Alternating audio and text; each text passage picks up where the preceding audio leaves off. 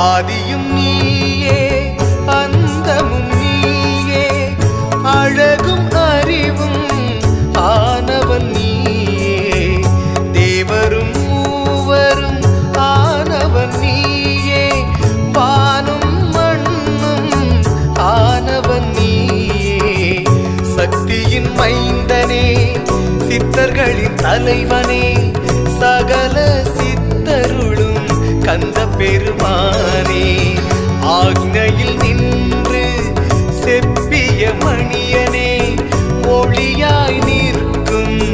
சுப்பிரமணியனே சுப்பிரமணியனும் தத்துவம் இந்த உடலில் உள்ள தத்துவம்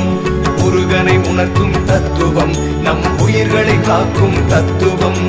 சுப்பிரமணியனும் தத்துவம்